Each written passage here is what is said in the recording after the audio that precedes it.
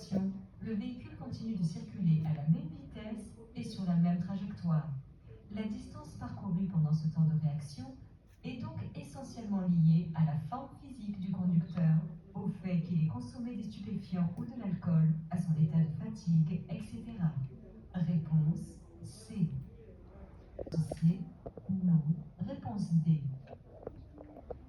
En train de me faire dépasser, je serre légèrement à droite pour faciliter la visibilité de l'autre conducteur vers l'avant. Et j'évite de modifier mon allure, sauf cas de danger. Réponse A et D. Si j'emprunte cette sortie, je circulerai obligatoirement sur autoroute. Oui. Réponse A. Non. Réponse B. En empruntant cette sortie sur le carrefour à sens giratoire, j'entre sur la route départementale 613, permettant d'aller notamment vers Béziers. Ce panneau signale que j'aurai la possibilité d'emprunter l'autoroute A9. Ce panneau à fond blanc signale des directions locales également desservies par cette route. Réponse B. On va combiner plusieurs types de systèmes de freinage. La distance de freinage sera importante.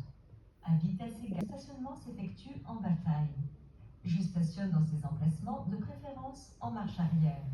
En effet, cela me permettra d'avoir une bonne visibilité au moment de quitter le stationnement. Réponse B.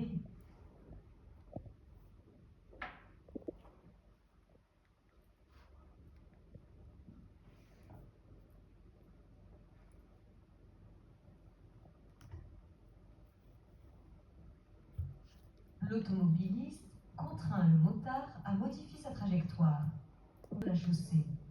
Il contraint le motard à modifier sa trajectoire en virage, ce qui est très dangereux. Réponse A.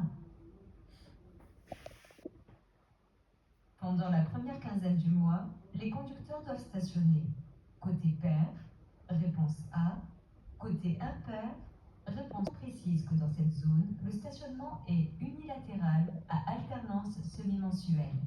Unilatéral, cela signifie que le stationnement s'effectue d'un seul côté. Alternance semi-mensuelle, cela signifie que je change de côté à la moitié du mois et le dernier jour du mois. Du 1er au 15 de chaque mois, je stationne du côté impair. Et du 16 au dernier jour, je stationne côté pair. Réponse B. C. Non.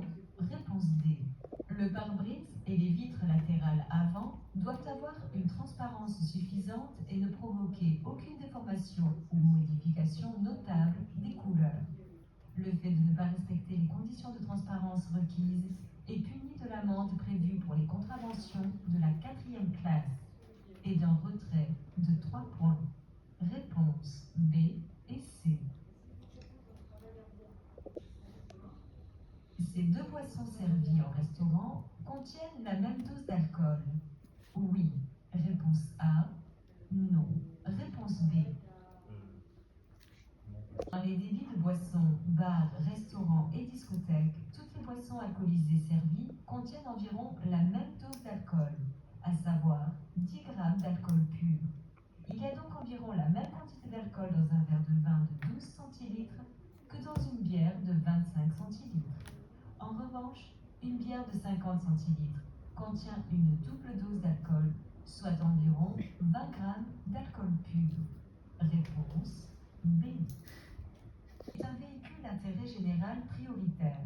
Il bénéficie de la priorité de passage uniquement lorsqu'il utilise ses avertisseurs spéciaux.